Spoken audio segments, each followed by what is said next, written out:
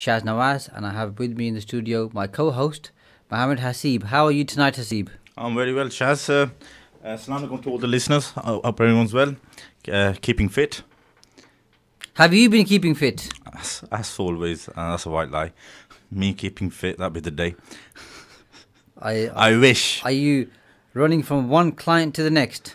Yeah, that's only the running I do, I think. And that's more than enough. It keeps you busy, doesn't it? Yes. And it keeps you in a job. That's the main thing. And you Keeps get me to, ticking. And you get to come on radio. What more do you want? Yes, what more do I want? Absolutely. The purpose of the Empower Hour show is to inspire, motivate, and empower you to do bigger and better things in your business and, of course, in your life. And we do that by inviting world leading authorities who share their knowledge, experience, and expertise. And tonight is no different. I'm delighted to have Bronwen Sciortino on the show tonight. And she is a recovering perfectionist who spent over 17 years as a high-powered, award-winning executive in a soul-crushing industry before developing the KISS principles and stepping away from a traditional life. Bronwen is passionate about working to achieve a goal of showing people there is a different way of living life, driven by the power of lifting consciousness, waking people up, and increasing self-awareness worldwide. Bronwen believes in the positive impact that communities can have globally, and that the best is yet to come. Good evening, Bronwen. Good evening. Thank you so much for having me. Thank you for being here. In fact, I should be saying to you good morning because I believe it's around about 3 o'clock where you are. That's correct. I'm in Perth, Australia, and it is 3 a.m. Well, we're really sorry we kept you up, or we're really sorry that we made you wake up so early, one or the other. Yeah, I went to bed and woke up early. Okay, that's fantastic, and we're glad to have you on the show. I'm very keen to find out what you did to develop the KISS principle. Well, essentially, I drove myself to exhaustion. Through extreme stress and exhaustion, I forced myself into a breakdown.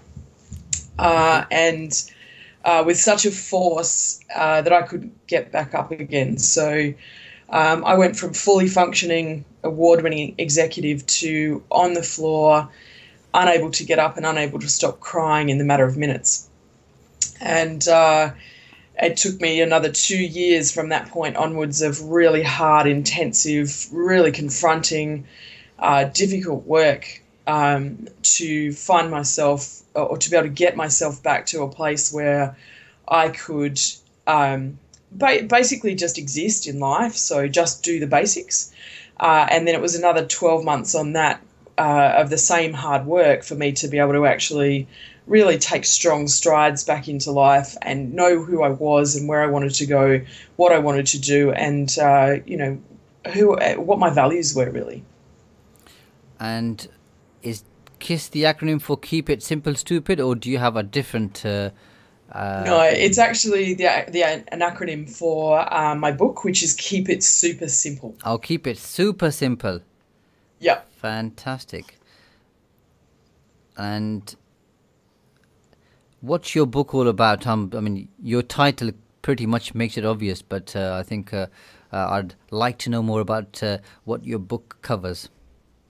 Yeah, so my book was written as part of my recovery. So one of the things two things I identified through my recovery, one was that I was a perfectionist, and that that had actually fueled my drive in life. And because I was so perfect at being a perfectionist, you could say, I had really driven myself to the extremes where I was so exhausted that my body just couldn't function anymore. And then the second thing that I identified through my recovery was that I had been terrified of writing anything personal down. And the basis for that was that if there was something personal written down, then there was something that somebody could use as evidence against me that I wasn't perfect. So as soon as, you're working with counsellors and clinical psychologists and those sorts of things, and as soon as they hear that you're afraid of something, it becomes homework. So one of the things I had to do as my homework was to start journaling. Okay. And as part of that process, it was sort of about 9 to 12 months into my recovery that this all came about. And I was just starting to put my toe in the water to go back into some social situations, and sort of, mix with people that I'd known before, and those sorts of things. And because they hadn't seen me for so long, they were asking me what I had been doing, and where had I been. And so I started talking to them about, I was starting to journal, and they were asking me what I was journaling about. And the more I talked about it, the more people said to me, you have to turn this into a book. So that then became my next, big thing that I had to sort of overcome with the overwhelm of a project of that size in the middle of a breakdown. It's pretty significant. So I then basically created this book that talks about, it's me on a page. It's my journey. It's the things that I went through. So it's things like my struggle with being busy, all the things that I learned about how afraid we are of change, comfort zones, the spirals that we get into in our lives, being able to say no to things, those sorts of things. My journey with those things, and how I've transitioned out the other side of those, and how I make those things work for me in my life now. But then importantly, in each topic that I've written about, there's also a section at the end that helps the reader to actually then ask a few simple questions that they can then apply to their lives to find their own answers. Because I think one of the big things that we struggle with at the moment is that there's a really strong culture worldwide of people wanting other people to follow them and do exactly what I've done, and therefore you'll get, the perfect results as well. But I think there's one common thing in amongst all of us in the world, and that is that we are all unique individuals, and what works for me won't necessarily work for somebody else. So I wanted to put a pathway in place that people can actually learn to ask simple questions that can actually help them find their own answers, that make it so much easier for them to live in their own lives. Absolutely, and I'm sure that's going to make it easier for you. If you'd like to ask Bronwen a question, you can email us on studio@salamradio.co.uk. You can text and WhatsApp us on 077 45 278 978, or you can send us a message through Facebook. Bronwen, when did you actually find out that you had this habit of being a perfectionist? Pretty much through my recovery. So it was only a couple of years ago. It's something that's really difficult to admit, and it's why I always say that I'm a recovering perfectionist, because it reminds me that there is perfection in imperfection. And when you are trying to live your life in a way that is perfect, you basically have to use a lot of energy holding this facade that everything is just, awesome in the world. And underneath, you are just dying because you feel like you're failing at everything. And so, walking a path which takes so much energy just to step outside the door, is incredibly difficult. And I think now, with life being so much more visible, I'm on the other side of the world to you, and I'm talking to you relatively easily, with no barriers really, and life is so visible, that trying to prove to everyone now, and it really is on a global scale, that everything's amazing, takes a lot of energy.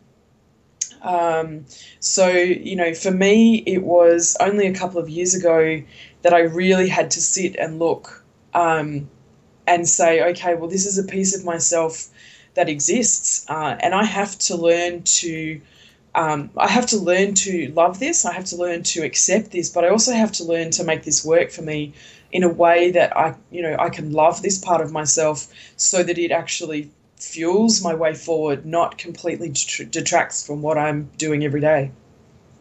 That makes perfect sense.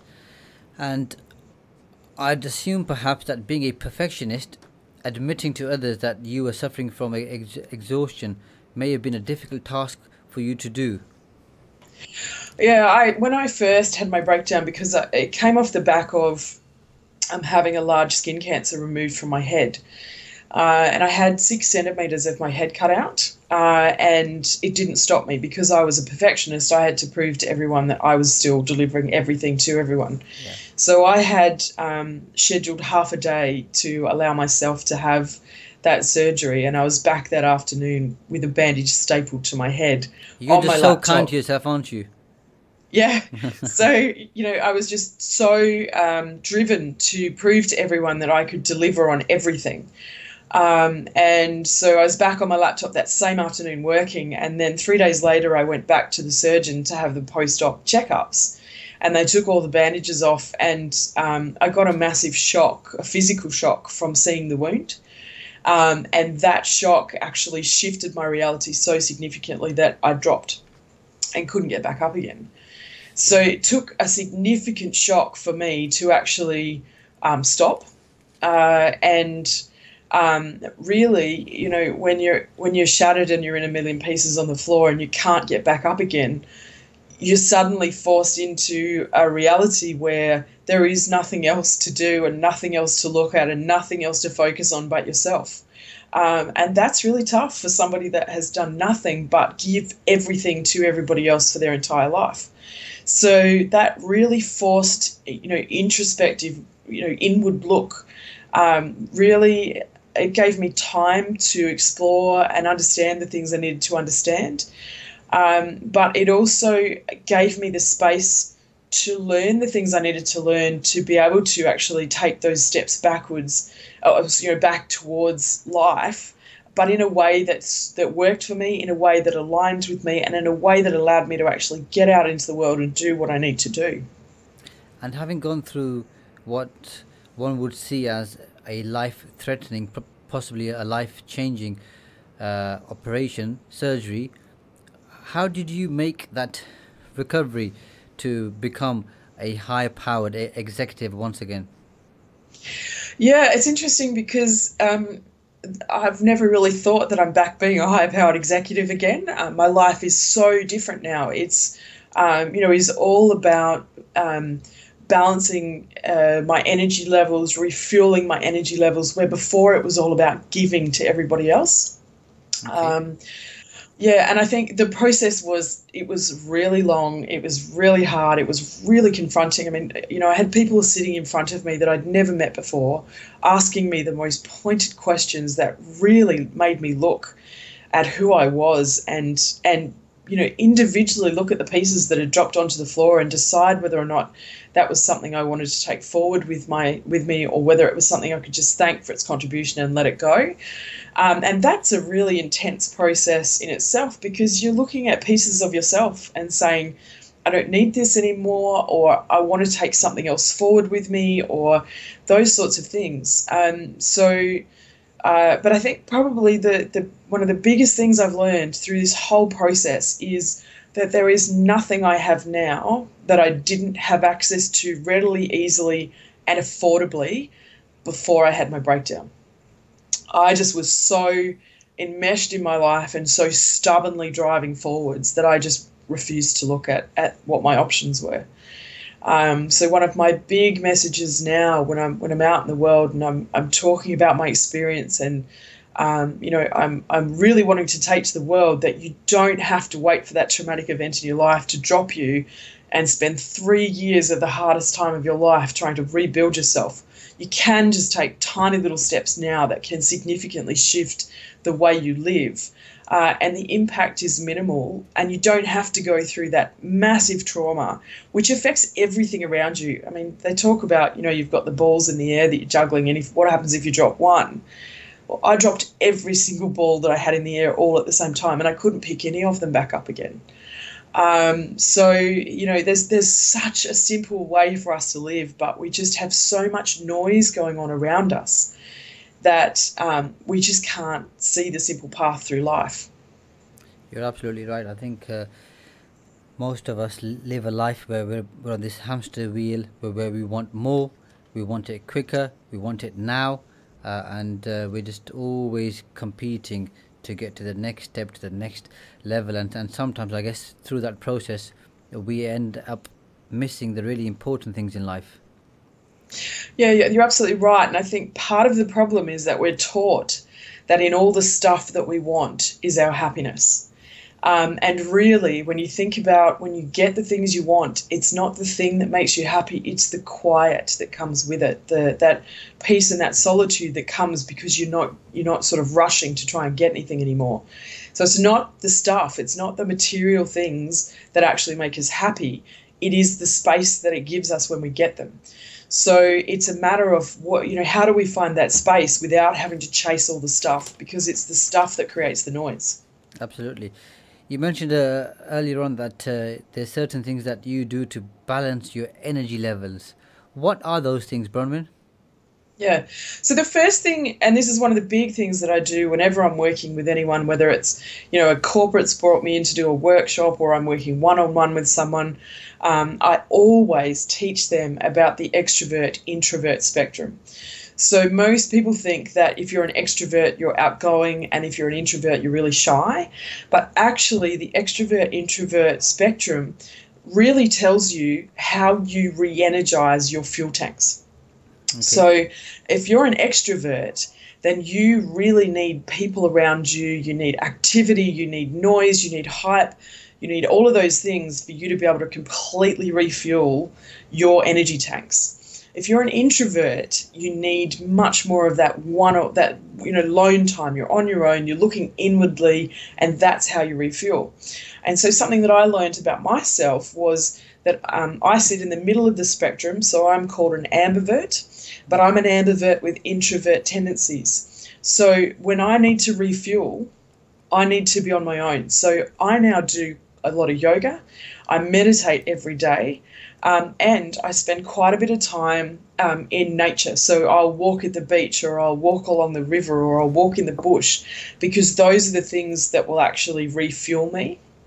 I can go into situations where there are lots of people around, but I will get tired, and at a point I'll hit sort of a glass ceiling, if you like, and then I'll need to go back into my own space. Sorry to interrupt you there. We have a caller who would like to ask a question. I believe it's Samina on the line. Sure. Hello. Hello. Hi. Is that Samina? Yes. Hi. Thank you for calling in. What would you like to ask Bronwen? Well, I've just actually tuned into the show, and the speaker, I don't know the name, but I can actually resonate with everything that the speaker is talking about, because I personally have gone through perfectionist whole scenario. And it takes over your life, and it's the whole recovery process to overcome it. And I just wanted to ring in and say that in an everyday life, I think culturally, coming from an Asian culture, we're being trained as young women to be perfect in everything. And I think coupled with your personality makeup, it actually does have a big impact in the way that one lives their life. And I went through the whole cycle of having perfectly clean children, a perfectly clean house, working, and the energy was very, very exhausting. As the speaker said, that it's always about giving and about proving not just to yourself but to other people as well how good you are. And there does come a time where there's a crash in life and you sort of lose everything.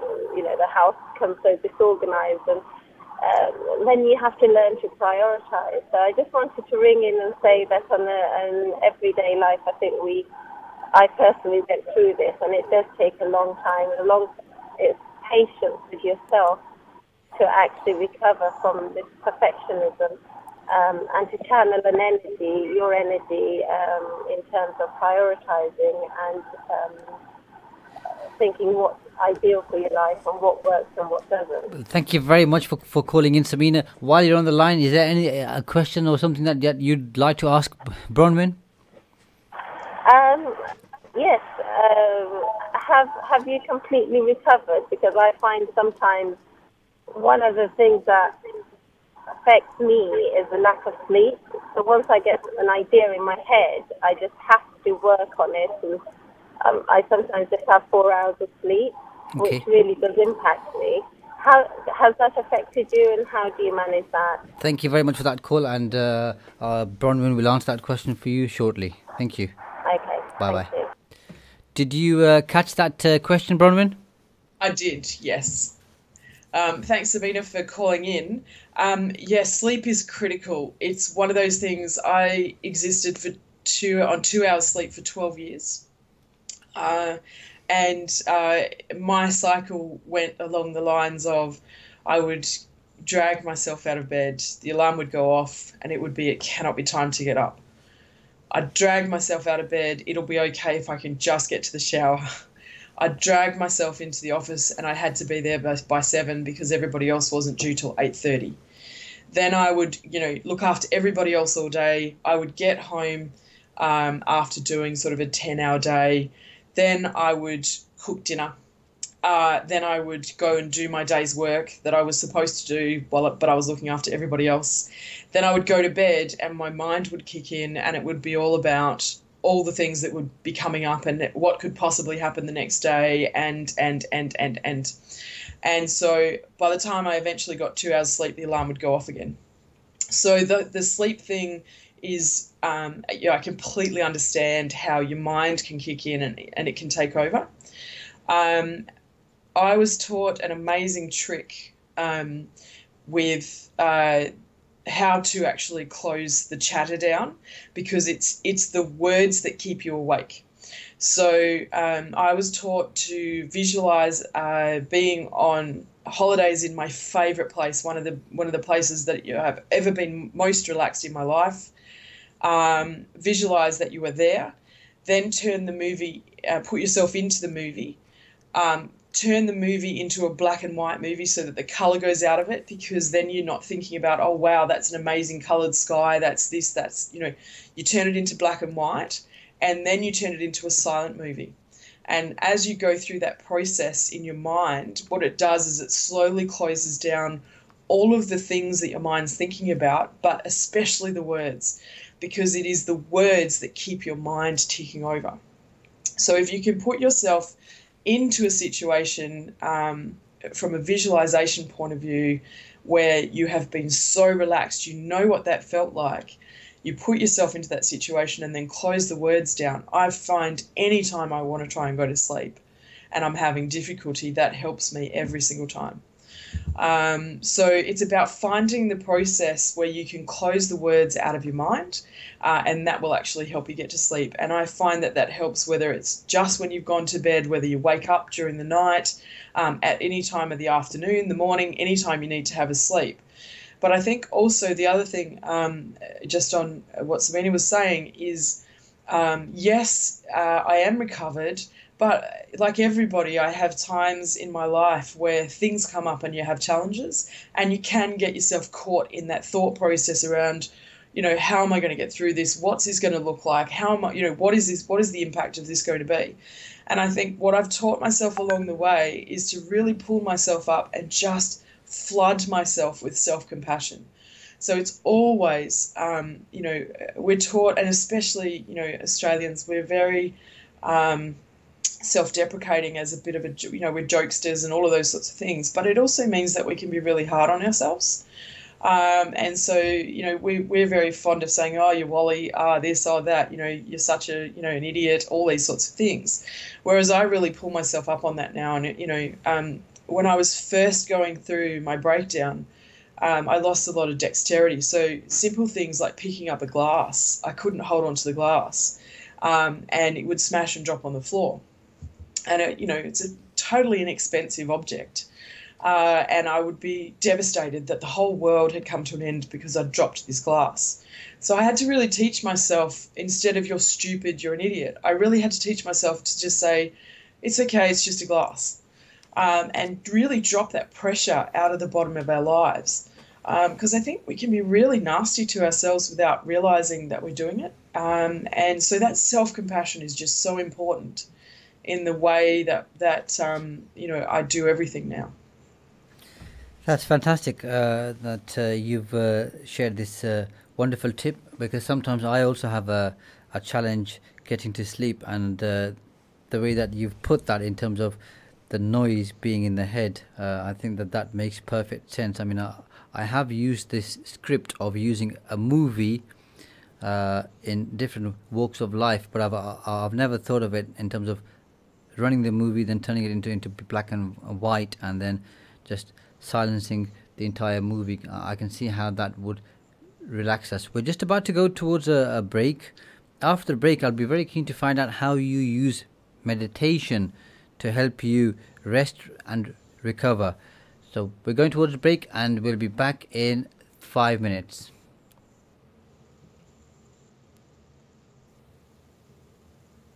You're listening to Salam Radio, and it's now time for Isha Azan. Allahu Akbar, Allahu Akbar, Allahu Akbar,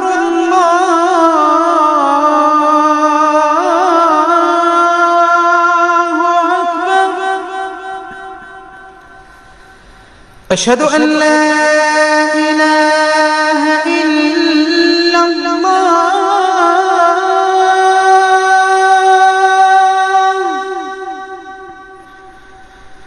أشهد أن لا إله إلا الله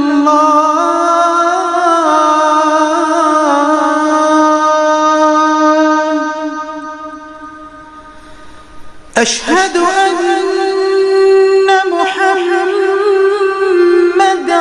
رسول الله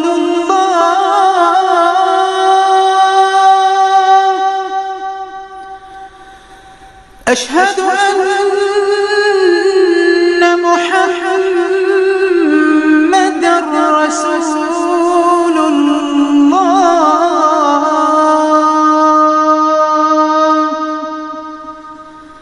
حي على الصلاة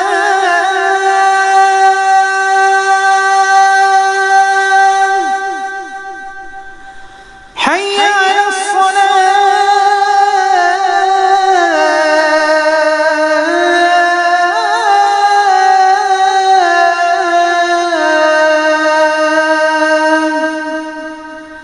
حي على الفلاح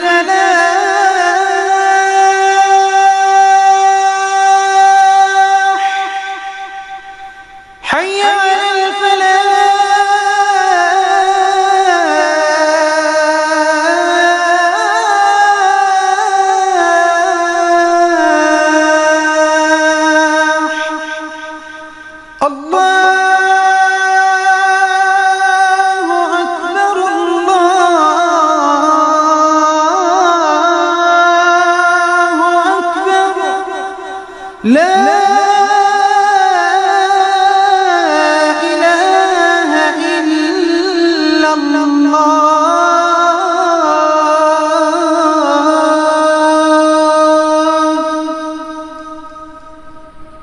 الله أكبر الله أكبر لا إله إلا الله الله أكبر الله أكبر لا إله إلا الله. اللهم صل على محمد وعلى آل محمد كما صليت على إبراهيم وعلى آل إبراهيم وبارك على محمد وعلى آل محمد كما باركت على إبراهيم وعلى آل إبراهيم في العالمين إنك حميد مجيد. اللهم رب هذه الدعوة التامة والصلاة القائمة آت محمدا الوسيلة والفضيلة وابعثه مقاما محمودا الذي وعدته. اللهم آتنا في الدنيا حسنة وفي الآخرة حسنة وقنا عذاب النار. اللهم بك نحيا وبك نموت وإليك المصير. رضينا بالله ربا وبالإسلام دينا وبمحمد صلى الله عليه وسلم نبيا ورسولا. بسم الله الرحمن الرحيم. إذا جاء نصر الله والفتح ورأيت الناس يدخلون في دين الله أفواجا. This is Salam Radio, Peterborough's Muslim community radio, broadcasting on 106.2 FM and online.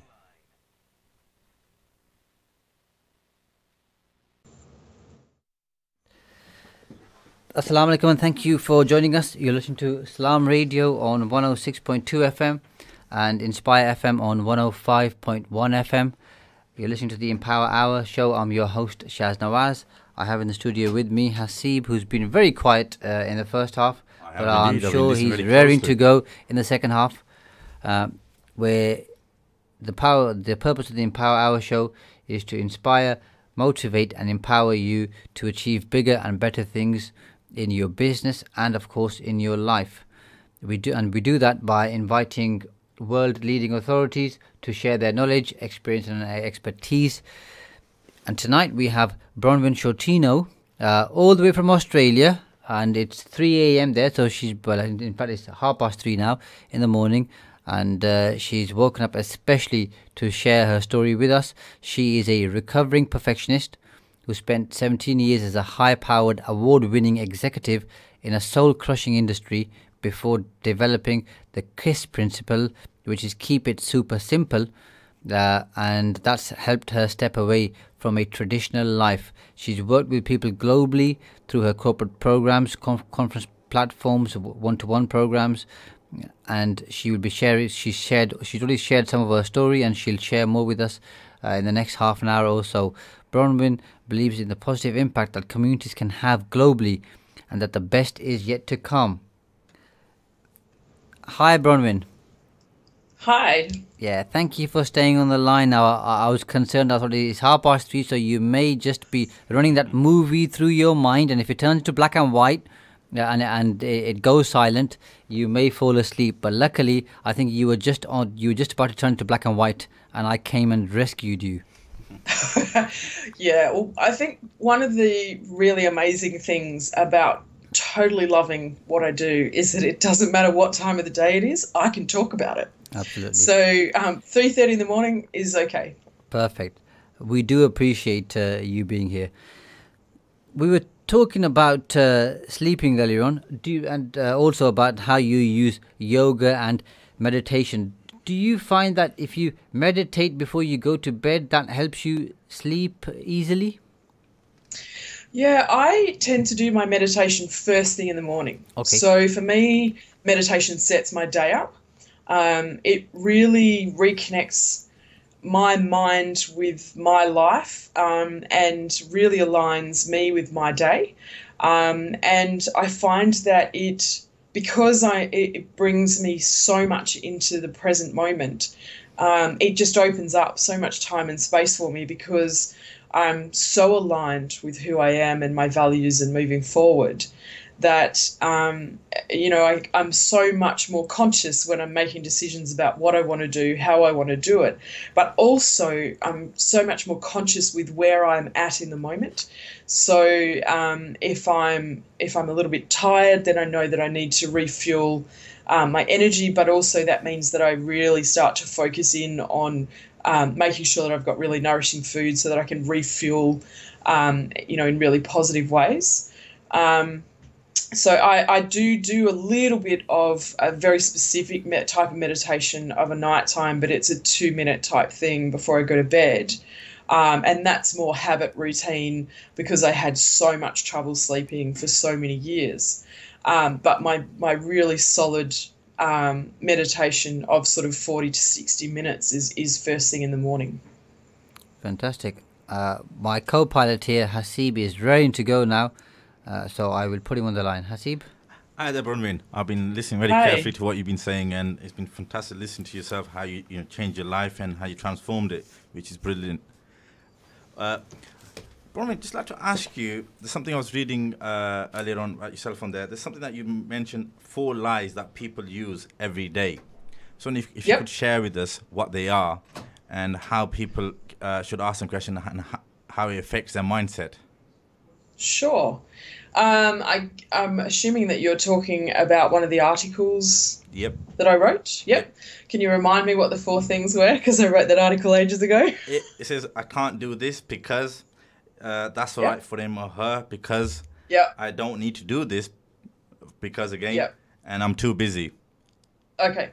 So I can't do this because, and it's all right for you because, they were things that I heard a lot from people almost as if, because I had had a traumatic experience in my life and it had brought me crashing to the ground, a lot of people said to me, oh, that's okay. It's okay for you to live differently because you've had cancer. It's okay for you to live differently because you've had a breakdown. So it's like I had permission or an excuse to be able to do things differently. And then it became, but I can't do that because I haven't had those things and because I have to do all these things in my life and I have to do them this way, otherwise everybody gets upset. So they are actually furphies. They're the biggest lies that we tell ourselves every day. And it's just a roadblock that we put in front of ourselves to keep us in place because we're too scared to change. And I think one of the, there's lots of things that I had revelations about as part of my recovery. And one of those is that we're actually more afraid of change than we are of dying now. Because we're highly educated, highly skilled, highly intelligent people, but we keep driving ourselves to exhaustion. And we've been taught that you have to be stressed and exhausted before you can be successful. And it's just so not true. And there's so much stuff that we're not taught about what we're actually doing to ourselves when we are stressed and exhausted. Because I'm sort of 4 or 5 years down the track from the initial breakdown, but I am still trying to balance the toxicity in my body, because my pancreas, my gallbladder, my kidney, liver, spleen, all of my major organs were so overloaded with the toxicity that was in my body from stress and exhaustion that it still hasn't balanced. So, I have digestive problems. There are days when I just can't, it feels like my food doesn't go past my esophagus, So we're not taught that when we drive ourselves to these extremes, that the physical damage is significant, let alone what we're doing to ourselves from a mental health point of view. So that I can't do it because, and it's okay for you because, they're just excuses that we put in front of ourselves to stop ourselves from taking those tiny little steps that create change for us. And change is really easy when you know how, but for some reason we've been taught that it's really difficult. Okay, and sorry, what were the last two? I'm too busy, and I don't need to do that because... Yeah. So one of the things I noticed when I was recovering was when something really scary or my next big step was in front of me, it would terrify me. And so I would immediately go to a position of, I don't need to do that because, and there'd be some, ridiculous excuse for why I didn't need to do that. But actually, it was exactly where I needed to go. And so I turned that on its head and started to recognize that when I'm terrified of something, that is actually just the sign that that's where my next step is. There's only 1 degree of separation between terror and excitement, and we never, ever recognize it as excitement. We always recognize it as terror. And it's because we're so afraid of change. But when you embrace change and you actually see it as an adventure, instead of looking at everything as success and failure, start looking at everything as adventure and explore. And then it makes it so much easier to go and do things and try things. And I always tell people, think about how you are as a person and where you allow yourself to go as a person when you go on holidays. You sleep better. You relax so much more about what you do, how you do it, where you go, what you're prepared to try. You're often much more relaxed around food and less harsh on yourself for what you do and don't eat. You probably are a lot more active because you're happy to go and walk places and see things. But generally, the whole atmosphere of a holiday is so much more relaxed. So why why can't we take that adventure and explore environment and bring that back into our everyday lives and replace adventure and explore with succeed and fail? Because whenever we put our toe in the water and try something, we're either going to love it or it's not going to work for us. And either way is an amazing result, because if something doesn't work for you, that's actually just a sign that you don't need to explore that pathway any further. You can actually just come back and go in a different direction. And if it does work for us, that's great too, because it means that we can keep going down that pathway because there's more for us to discover. So when you take that pressure out of the day, you don't have to worry about, I don't need to do that, because it becomes, oh, I could give that a go. And it's so much more kind and so much more loving to yourself to live like that. And I think when you overlay that, then that addresses the I'm too busy, because you don't necessarily say yes to everything. You'll start saying no to things that you don't really want to do, because there's no succeed and fail. There's no I have to do everything for anybody else anymore. It all just becomes about adventure explore. And when people see that you're having so much fun with your life, they want to do what you're doing as well, and they'll start living the same way. Also, do you think as human beings we compare ourselves to other human beings of their success? Yeah. I think the judgment thing is a really big thing. And also with the social media world that we live in now, you don't see people putting the ups and downs of their day through Facebook or Instagram or Twitter or any of those sorts of things. What you see is everybody posting their absolute A game. Here's all the amazing things that have happened in my life. And you see that, and then you compare it with your life that has all the ups and downs and all the challenges and all the things that go through it. And you start going, what's wrong with me? How come my life isn't as good? Why am I such a failure? But actually, you're comparing your real life with someone else's virtual reality. And there's just no way that the two are ever going to compare. But I think also we've forgotten that we're individuals and we're here to experience things in a very different way from everybody else. So it's so important to just live and let live. Let everyone else do what they're going to do in the way that they choose to do it, because that's their life. What you need to focus on is yourself. Bring it back to yourself. What are you doing and why are you doing it? And just let everybody else do their thing. And then that competitive and that judgment on where you are in comparison to everybody else completely drops out of the equation. Brilliant advice. Start paying attention to yourself a lot more than to others. Also, Bronwen, for what you could say, how do people reconnect or tap into their greatness? Yeah, well, I think the first step is to just acknowledge that they're great. They have greatness within them. They are such an amazing human being simply because they're alive. And I think there's this pressure on everybody to make an impact in the world. And because life is so visual now, if that's not done on a grand scale, then therefore you must be average, or you must be, less than worthwhile. And I think that there is just so much that you can do just in your own little community, even in your own little nucleus family, and it starts with yourself. So you must be kind to yourself and you must love yourself, because if you can't do that, you actually don't know how to do that for others. So I think it's so important that you just acknowledge that you are an amazing, powerful individual who, just the gift of life alone is so special. And I can tell you that, having experienced the bottom of the pit at the very darkest, bleakest part of a breakdown, you are faced with one simple question and one simple choice, and that is, do you want to live or do you want to die?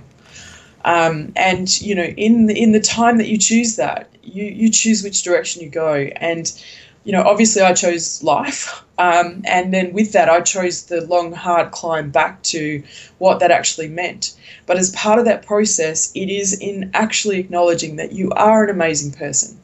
And I think sometimes we're taught that that is selfish, or, in Australia we would say, that's being up yourself, you're just being so arrogant, or those sorts of things. But actually it's not. It's just standing 2 feet on the ground and just saying, I'm amazing simply because I'm alive. So I think, when you can actually stand in that space, the next step is being able to look yourself in the mirror and actually look at yourself in your own 2 eyes and say, I'm an amazing person. And, the miracle of life is amazing simply because I'm here. And I think when you bring it back to that basic, and just that acknowledgement, you can't help but step into your greatness. Do you think physical appearance of a person makes a difference to their mindset? I think that it doesn't necessarily matter who you are, that at some point we've been taught to be self-deprecating about our appearances.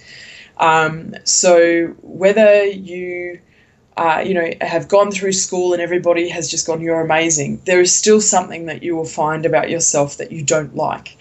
And I think the ability to bring that self-love and that self-compassion back into play is so critical. And it was something I really had to learn when I had 6 centimetres of my head cut out, and I felt like a monster, and I felt like no one was ever going to be able to look at me again without pointing and laughing and all of those sorts of things. That was something I really had to learn, was actually none of that matters. What somebody else thinks about you is none of your business.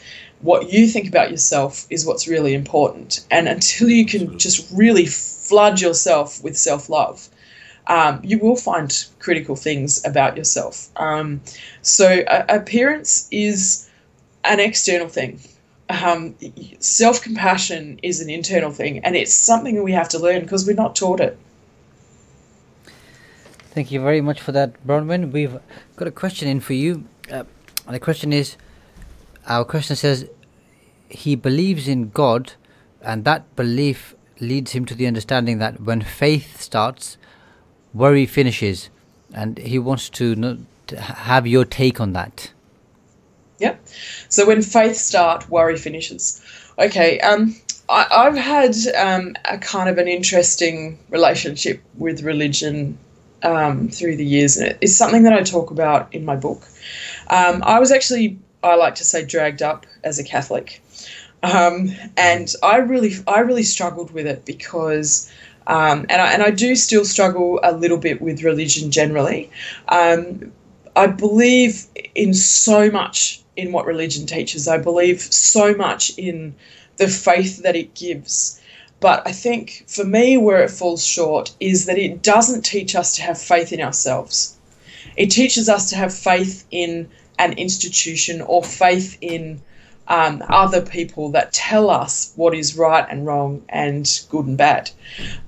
So for me, one of the ways that I overcame that was to find the good in all the different religions and find the pieces that I really loved and that I really aligned with and that I thought brought beauty to the world for me. And in that, I've never really connected it with worry myself, but I can see how when you have faith there is less to worry about. Because when you have faith that there is a system supporting you or beliefs supporting you, that there would be less worry. Thank you for that. How do you use the power of questions to understand people better? I don't necessarily use it for me to understand people better. I use it to teach people how they can understand themselves better. Okay. So something that really worked for me through my breakdown was learning to ask myself questions that helped me find my own answers. Because we have this habit at the moment of just blindly following people who can give us all the answers for our lives. And my belief in that is that is handing over responsibility for our lives to somebody else. But we are individuals, we are so unique that if we try and do everything that somebody else tells us to do, we're actually living somebody else's life, and it invariably won't work for us. So I teach people to find the people that will teach them to learn from themselves. And what I mean by that is learn to ask yourself questions that help you to consciously make your own decisions. So I think the speed of life at the moment is so fast, and there is so much that happens so quickly. We're bombarded from so many different directions constantly because we're connected. And we don't get that break anymore. Not that long ago, it used to be that you would go to work, and work is where your focus was, and then you'd come home, and home was where your focus was, and they never overlapped.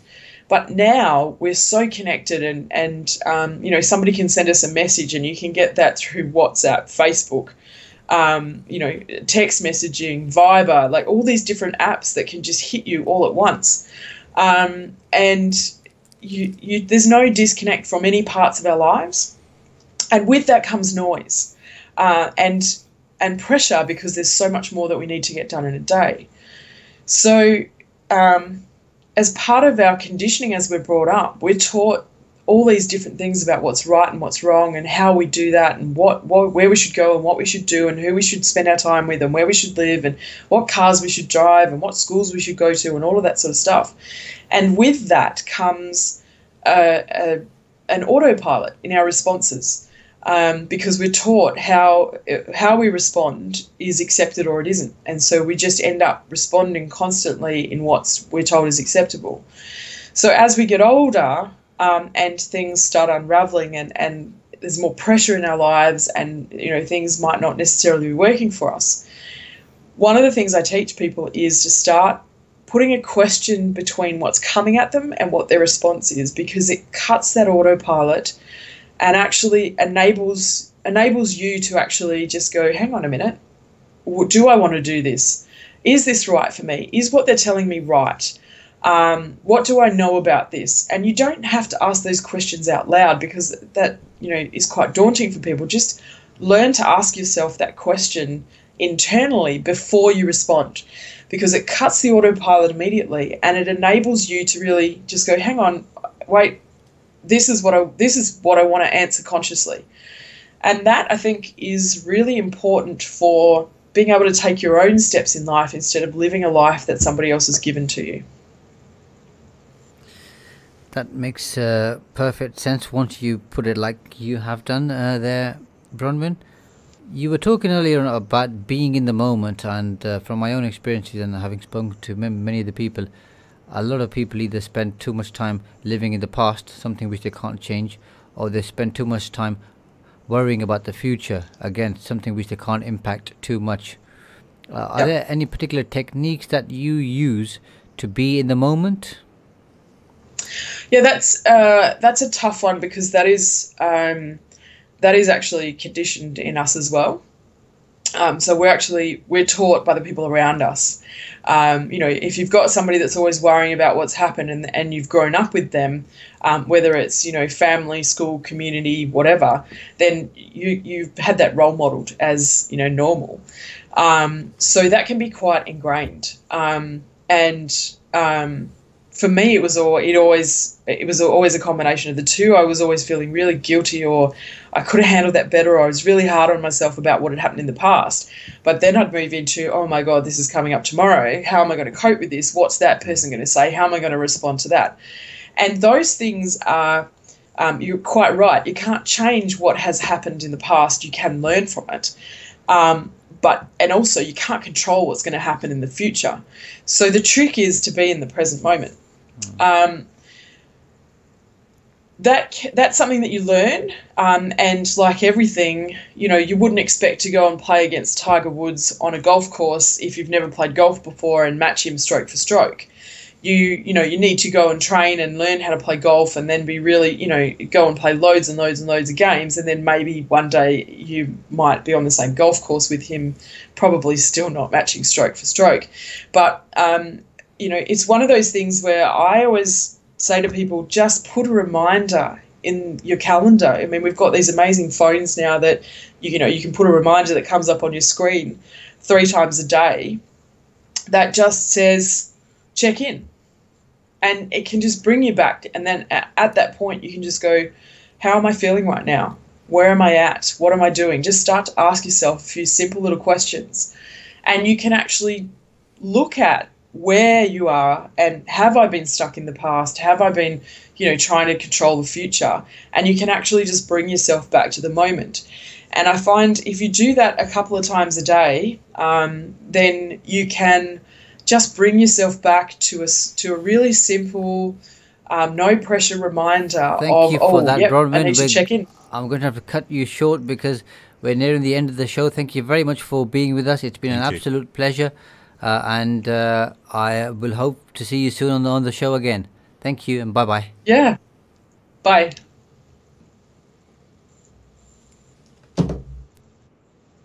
News across Cambridgeshire.